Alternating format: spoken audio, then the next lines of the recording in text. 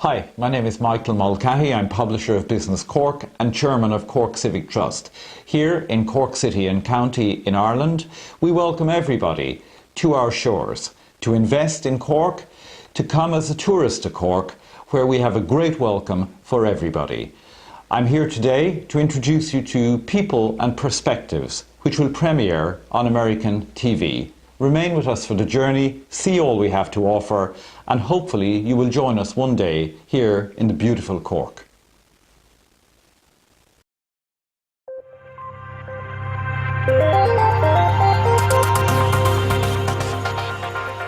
We are joined now by Sal Tivy-Perks, who can rightly be called the matriarch of Ireland's first family of entertainment. Sal, how are you? I'm great. That's a big title to load onto somebody as the matriarch of anything, but to explain to people who have never been to Perks in Youghal, it is this wonderful Coney Island style experience where you go in, you've got trampolines, you've got carousels, you've got bowling. It's everything, all kinds of fun under one roof. Tell me more about it. Well, it's 77,000 square feet under one roof, under one big, huge umbrella. And just like you said, we have bowling and laser and kiddies play, jungle gym, and we have a restaurant and we have kiddie rides, all under one roof in Youghal. My daughter loves the carousel, and it is this beautiful ornate carousel, but there's a great story behind it. How long has it been It's around? Italian. The majority, in fact, the home of all carousel making is in Italy. And our carousel has not been in my family now, but it has come down that we bought it. It's 180 years old, and it's a beautiful centrepiece to any amusement centre. So we love it very much, and you know, adults and little children ride together on it, which is a lovely thing nowadays. I've been on it many times. That's why I ask you about it. You have this wonderful family history, because this is the latest incarnation of the family business, and Yes. Many Americans watching this will understand how over the years your family literally had to be pulling themselves up by the bootstraps to keep going. So tell us about that family history. Well, the family history began, of course, with my father, because we will be 90 years in business next year. But however, my father, as a very young boy, his father died of, they used to call it consumption in those days, which was tuberculosis. And he left my grandmother, my father's mother, in a very bad position, and those were very, very hard times. And he was 8 years old, and not when his father died, and he had to start things like, my grandmother was a musician, and she used to teach music, but at that stage the recession had arrived, and The Great Depression. the around Great 29. Depression, yeah, and nobody was taking music lessons by any means, and they had done well when they started off, myself and my grandfather, but things went very low. So anyway, she used to play the piano in the silent movies, like the silent movies, and my father played the violin, and my aunt, who was older again, played the harp, and Charlie Chaplin style music. If you So know what they I mean. would have been at the front with the black and white movies, Yeah. providing the soundtrack live. Yeah, going with the wording underneath of what was happening. He said this in black and white, you know, the writing. And this is what he did as well. But after school every day, he had to shovel coal into the bags. Now, he was only 8, which is quite a feat of engineering. But at that stage, as my father said to me, people today say, oh, I'm hungry, and they haven't the remotest idea what hunger is. There was an entrepreneurial fire burning when he was shoveling that coal, and it manifested itself then in a different way. So they moved on from In time, musical yeah. accompaniment to what next? The next thing was, of course, all the time they were looking for work, and into town came this fun fair. And in those days, a fun fair wasn't roller coasters and big wheel and all that. It was just stalls, you know, hoopla, hook-a-duck, all this sort of thing, prize stalls. This was what it was. And it was Caledonian Amusements at George MacDonald, which finished up as my grandfather. But however, at this stage, my grandmother discovered they were looking for a fortune teller. So she said it to my father, and he said, "But what do you know about fortune telling?" So she said, "Well, I'm going to have a go." So she digged herself up in her fortune teller as much as she could, and she went down. And from my grandfather, George MacDonald, she got the job. So she started off anyhow, and she was a really feisty woman. You know, she died when she was 98, and even then she had a stroke and so forth. But she was she dickied herself up every day with her good hand and earrings and everything. And anyhow, she went down. She had no problem. She was telling the fortune, and like all people, you know, and I find even in my business, they'd have a son or a daughter, and they'd say, "By the way, would you have any positions open?" And she said, "I have a son." So my grandfather, this George MacDonald, said, "Yes, we have a position." And the steam engines, which was like the lorry of those days that used to draw all the loads, the wagons, as they were called, along, used to stand by as be the powerhouse, because you shovel coal into it, fired up, and that would give light to the bulbs, bare bulbs, round the stalls, so there'd be some light for them to operate at night. Creating this magical effect, as Yes. it would have been at the time when electricity wouldn't have been that common in the country. To see electric light probably would have been almost inspirational thing. Yeah. And on top of which, remember, in those days there was no television, there was no radio, there was nothing. So any shows that came to Belfast or any small towns, it was a big thing. You know, people went out. And how then Did he finish up did there? he finish up there? Well, at one night, anyhow, my uncle, which would be my grandfather's son, am I confusing you there? No. Was sick, and he did the roulette, operated the roulette. Do you know what I mean now? The big roulette. The big roulette. Yeah. And my grandfather, this George MacDonald, said to my father, "Can you count?" And he was quite insulted. And he said, "Of course I can count." So he put him to work on this. And he was faster, quicker to add and subtract and so forth. And anyhow, he was kept on at that. And that was his jobs. And also any maintenance of things that were around, and he started to travel with the fun fair. But in the meantime, he had met my mother, and they fell in love at 18, and they weren't allowed to marry till they were 25. So anyway, and chaperoned everywhere. Anyway, at 25 they got married, and both Mommy and Daddy had decided they certainly did not want to stay with her parents, or his parents-in-law. So they secretly, my father was making stalls himself, the same stalls there. And anyhow, they were making these stalls. He was making these stalls, and he also carved a carousel. And of course, it was sold. I'd give anything to find it nowadays. I'm sure it's broken up. But anyhow, once they got married and got going, they told my grandfather they were leaving, and there was wigs on the green, murder. So they were virtually put out. So anyhow, the place they found to go into was Limerick, the centre of Limerick City. And it was an indoor place, and they'd very little stuff, they hadn't much compared to my grandfather. So my father got the idea that he came in at lunchtime the first day and held up all the traffic. And the cars that were then, and then he waited till midnight and he went out again, and he came in the next day at lunchtime, and he did this 4 times, and people were saying, "My God, this must be a massive fun fair. Amazing show. What an amazing show." And anyhow, when he opened, just the creme de la creme of it all was my mother set off down to the wholesaler, who she knew well from buying stuff from for her father, and he said, "I'm afraid I can't give you any credit, because your father told me if I did, he would not do business with me again." It was really difficult to have to do that. If you had acrimony in the family, if you had some measure of dispute and you didn't have much to begin with, it must have been a hard start for them to set up that business when they didn't have much. Indeed, it must have been, but there were 2 young couple, they were madly in love, and they wanted to go out on their own, and my father was very courageous. And I suppose no wonder he was when he started at 8 playing the violin in the movies. So he wasn't afraid of anything.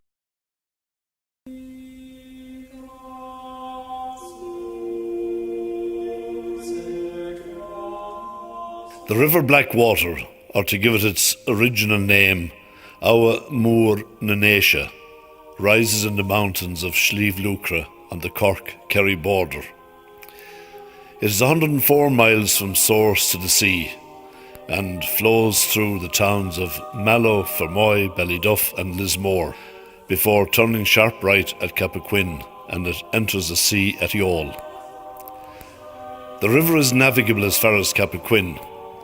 Now our trip leaves a jetty at Youghal and sails past Rhine-Crew, where the Knights Templar had their preceptory in the 12th century under Raymond le Gros.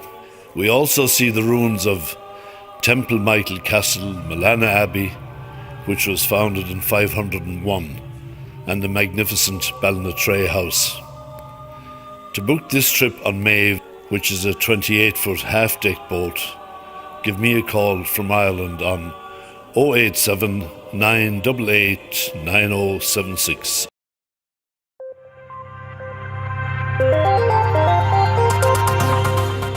What did they do, though, to convince people to come through the doors? Because they had to have something to win.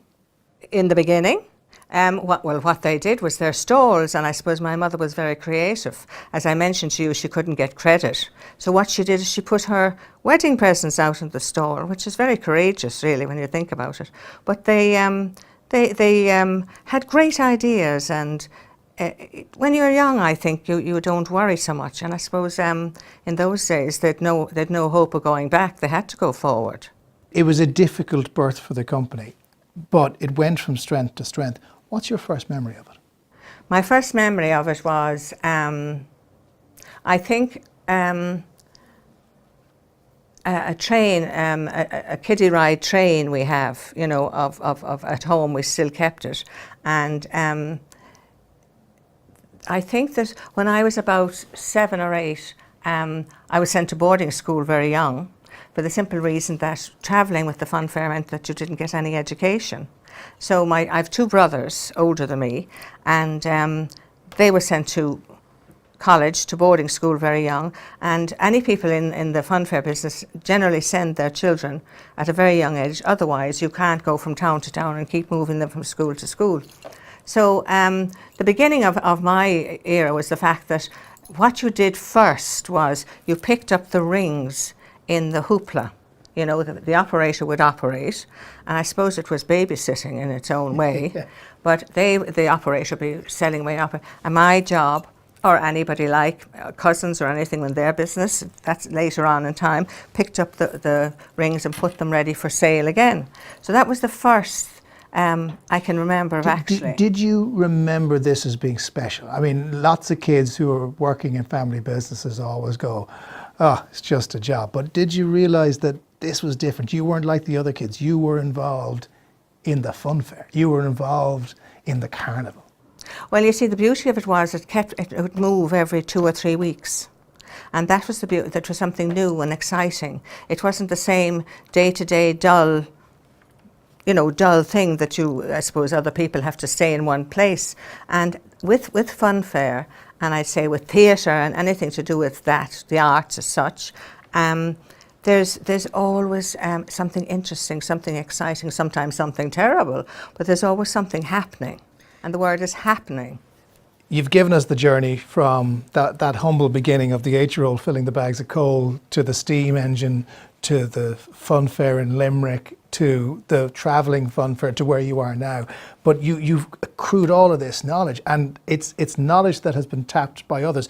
What's this about the Chinese government asking you for help with fun fairs? Every winter, this is when Philip and I now, this is only 20 years ago now. Philip and I are in business ourselves as part of Perks for 40 years, 45 years. And in the winters, that was the killer, because you couldn't operate and you couldn't find big enough places to operate indoors. So a friend of ours had pubs, a nephew of mine had pubs in Hong Kong first. And he knew of a site which was beside the Opera House there, and he talked, there was English people, English agents bringing over, we'll say, Phantom of the Opera and all this sort of thing at Christmas. So we got ourselves wangled into that and operated there, and went on from there for about 5 years, 5 winters. And what we'd do is we'd load up in Youghal into containers. So Big wheel and roller coaster. you loaded the whole equipment Yeah. in Ireland Yes. and brought it. It took 3 weeks to get out there. We'd fly out there with our staff. It'd come off and we'd build it there. And we did this, and several times the Chinese people, business people, came down and said, "Would you bring it to the China, to the mainland?" And we chatted with, one was a lawyer, an Irish lawyer from Waterford, who'd been there for about 30 years, and he said, don't touch them in case you don't come back with only your suitcase and no equipment. But one day this American Chinese gentleman came to us, and he was representing China Resources, which is the very big part of China that was down in Hong Kong. This was before the takeover now, the take back. And he asked us would we fly up and look at and meet them, and we met members of the government, and they showed us the site. And what they were actually building was a huge sort of a Disney site. They had hotels, they had shops, there's this, they had that, and they wanted an amusement park. So when you go to China, this is 20 years ago now, you have to take a Chinese partner, but the Chinese government must choose your partner. You never know who your partner is until you arrive there. And we got a woman, she was tough stuff, but she was great. And we built the park. My husband Philip's an engineer, so that was great. And there were a lot of engineers sent up from Hong Kong and the mainland themselves, so it was good, it was huge. We had 5 roller coasters, which is, so it was 3 acres of funfair, of every description, shape and size. But we were in joint venture with them, and that was the way it worked. That's the way it works up there. There's a connection with Disney. Tell me about it. Right. My father was a friend of Walt Disney's so long ago, and his vice president we knew because we used to meet him every year at an organisation called IAAPA, International Association of Amusement Parks and Attractions. And at one stage anyhow he came to Ireland to visit, and undercover, and he stayed with us where we live in the Front Strand. And we had a pub at one time called Clancy's, which is still there now. It's somebody else, of course, somebody else's then. So he was marvellous. He used to clear the tables and clear the glasses, and nobody knew that he was anything to do with Disney. But he was there, and when Warren was born, he asked if he could be his godfather. And as time passed, his wife died in an accident, and a few years later he married again, and he came over to Ireland and spent his honeymoon with us. So the poor darling has passed away now, I'm sad to say, but he was a wonderful man. But there has been a great link with other Americans. Tip O'Neill, the famous US politician, he actually came to your site, didn't he? Tip O'Neill was on the stand on the Mall in Cork, the South Mall, on Patrick's Day, and we had a very big float. And it was Perky Bear, my costume character's 10th year. I remember Perky Bear. You do? And anyway, we stopped in front of our Tip O'Neill, and we got off and we went up to him, we got a kiss, and I met him after a kiss. He was a very sweet gentleman. I met him afterwards in the City Hall, and I must say he was an absolute darling. So next year is the 90th anniversary. They started at the time of the Great Depression, the Wall Street crash of 29. We talked about the difficulties they had. The effect of that crash felt all the way over here in Ireland.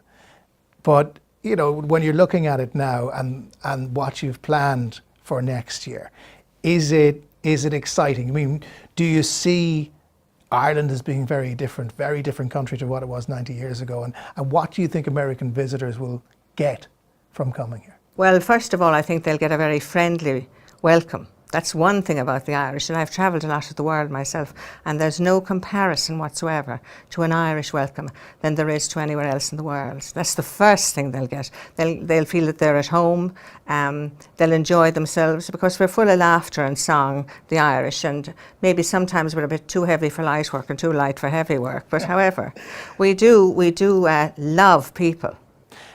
We've got a big celebration coming up with the 90th anniversary. If people come to Youghal next year, what will they find? The sky's the limit. Absolutely. We're going out of our way this year, completely out of our way, to celebrate our parents' 90th year in business. They will be having parades, huge barbecues, huge fun fairs, I mean really big fun fairs, entertainment, stage characters, you know, everything from that would cover from 1 to 101 and entertain them to the last. I cannot tell you how much I'm looking forward to that and really rekindling my memories of Perky Bear and all the times I spent in Perks over the years. Sal Tivey Perk, thank you so much for joining us and happy birthday. Thank you so much. Thank you. Thank you. And now, a short commercial break. I remember me man and me dear old pa, off down to Youghal we go, carrying the twins in his arms, Mary Ann in the pram, and I'm hanging on to my shawl. We hop on the train, the jam-packed train, and off down to Youghal we go. As the train puffed along, we all sang songs, waving out the window as we go. Here we go, here we go, here we go, here we go.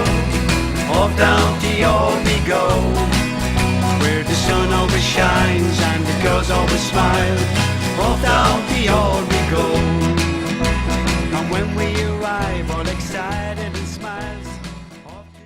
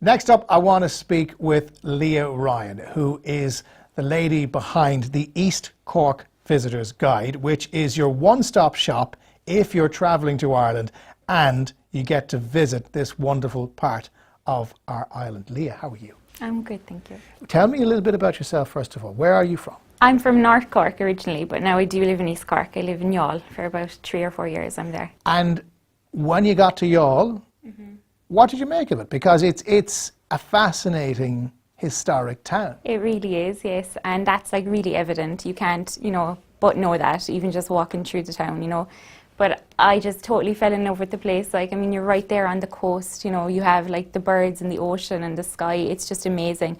You have all that history. There's so much to do there. There's so much to see. There's the clock tower, you can just go for endless walks around the town and just, there's so many nice cafes and restaurants and lovely friendly people, and it's just, it's just something that Ireland is just great at. It's like a teeny little place, full of history, full of amazing things to do. And sometimes it's forgotten or overlooked, but it's still all there and it still has so much to offer. What I love to see is when you get the busload of tourists who come in and they get off the bus and they have no idea where they're walking around. And the good thing about having a guide like this is at least they're not walking around in a vacuum, that they have the information that's there. So what's in there about the history and things to do? Everything. So in the East Cork Visitors Guide, it focuses on the main 3 towns in East Cork. So you've got Youghal, Middleton and Cove.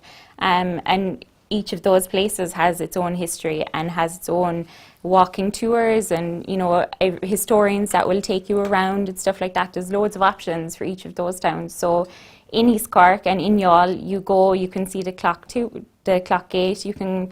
And tell about the clock gate, because you've mentioned it now. Yeah. To those who've never seen the clock gate, what is the clock gate? It's on the main street. You drive through it. It joins North. You have North Main Street and South Main Street like that. So it's right in the middle. It used to be a prison. There's so much other history in it. You can read about it all in here. You can check it out on social media. But it wasn't built in the 1960s. It was 1700s. It was built. Yeah. So it has a lot of history Definitely behind it. a lot of history. Yeah. What do Americans like about this part of Cork, which in some ways it might be viewed as the less travelled parts of the county, but when they get there, what do they love? I think it's all the history, as I said, you know, like in Youghal you have the town hall, the town walls, you have Walter Raleigh lived there, you know, you have all these amazing places in the Collegiate Church. Then you get to Middleton and you have the Jameson Distillery, and that has so much history and connections. And I can't imagine why anyone would want to go to a distillery on their holidays, but there's also an American link in Middleton, isn't there? There is the Choctaw Indian sculpture. It's a memorial built there, and yeah, lots of reasons to come. And then if you stay in East Cork and you go down as far as Cove, there's such huge links. Exactly, between yeah, Ireland with the and Titanic and the Lusitania, absolutely. Yeah, and the Lusitania, of course, the reason why the Americans joined the First World War. Yes, yeah. I mean, look, as Irish people, you know, we take it all for granted, don't we? We just assume that this is always the way it has been. Yeah. And it's the same way if we go, I mean, if I think of the times I've been to Hyannis and I walk around and look at the historic buildings, it's the same for the Americans coming here, except it's just that little bit older. Yeah. I mean, you talk about witch trials. There was a witch trial in Youghal, if you want to go back that far as well. I mean, there's so much to enjoy. Yeah, absolutely, yeah. So where can people get this? When they come to East Cork and they come to Youghal, how can they get the guide? It will be in the airport, it'll be in hotels spread around East Cork. You can download it if you can't get to any of those places. It's free to download on the website, and we've great dedicated social media as well with it on Facebook and Twitter and what have you, and all the great communities, you know, spread across East Cork, all have like dedicated social media presence as well. So everything is like available, you know, and it's all there just to discover. So just remind me again, what's the website and how can people find it? It's www.eastcork.ie. Well, Leah Ryan of the East Cork Visitors Guide, which is produced by Flanagan Print, you will be there welcoming everybody off every bus and every hire car in Youghal over the next few months. Thank you so much for joining us.